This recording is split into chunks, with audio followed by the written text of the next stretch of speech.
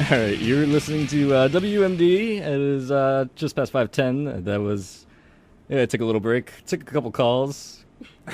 Couple interesting calls. Some Wookiee noises. That was great. Yeah, I didn't know those Wookiees. I'm not affiliated with those. They're not characters. your best friend. No, they're not. If you're just tuning in, this is DJ Mutton Chops. And DJ Shenanigans. And we're here with Tony Pacitti, author of My Best Friend is a Wookiee. And we're doing a little interview. Yeah. Just a little interview. Just a little one.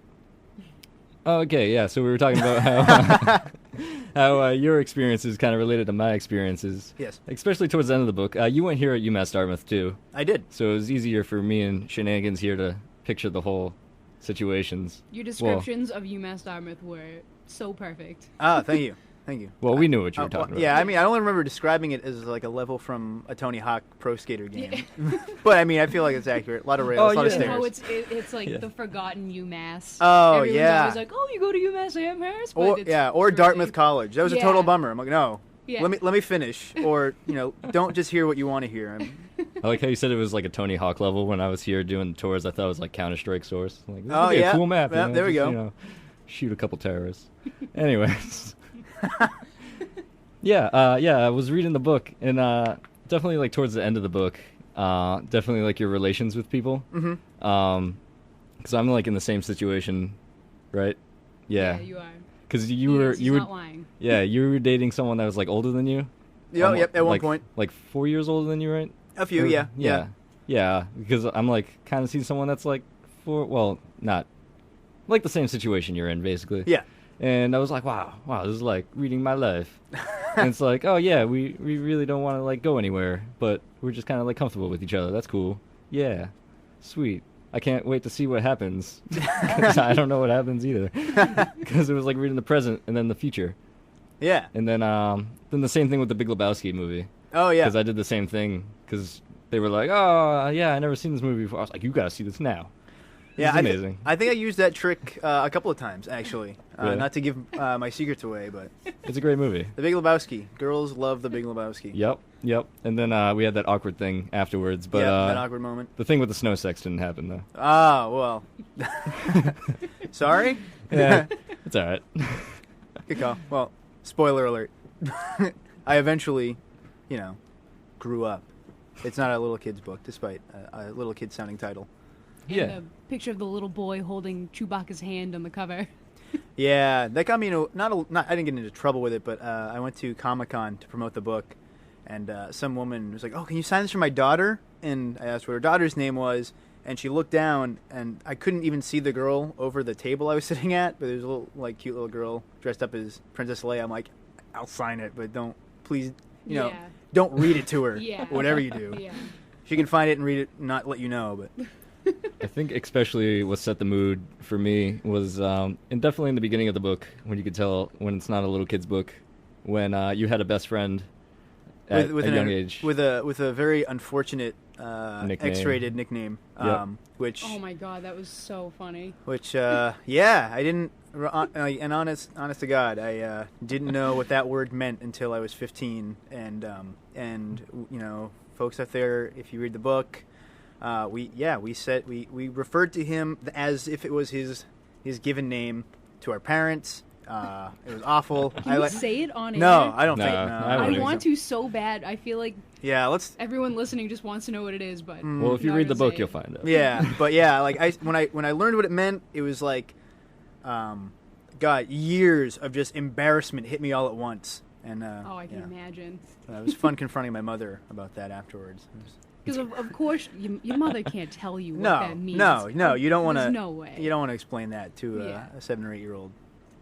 Yeah, it's great being small and using words you don't understand. Oh, yeah. And then realize when you grow up that wasn't such a good idea, but no, it was funny anyway. terrible. Yeah, In retrospect, it's funny. kids Unless- do say the darndest things. I guess. Yep.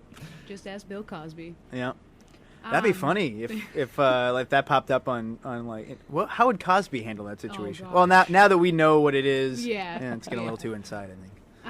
So how did you go about writing this book? Were all these stories in your head, or did you kind of sit down? Did you have them written already as short stories, and you just kind of put them together?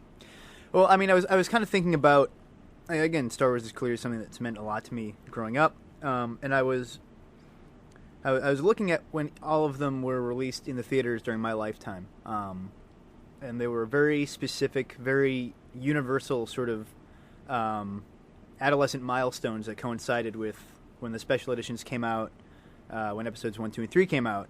And then I was like, oh, well, this might be a really interesting way to tell this sort of coming of age, teen angst kind of story.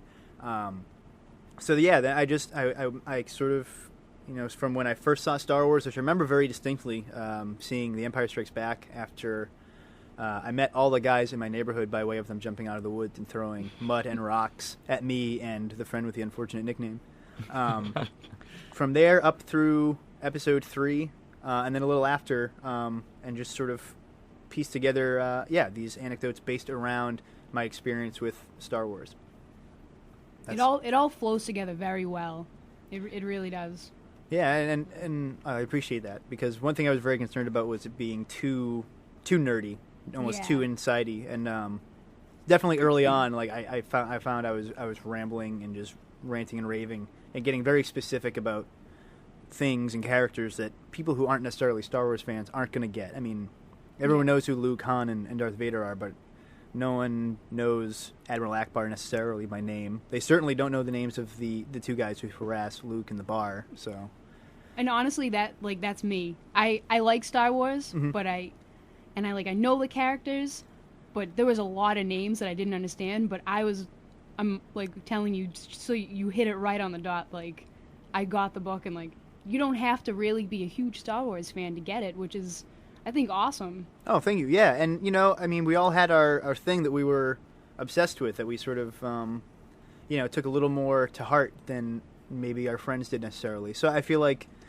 even if Star Wars wasn't your thing, you could probably just, put yourself in that position and swap in whatever your childhood and teenage obsession was. So, good. I'm glad I did a good job in that respect. So.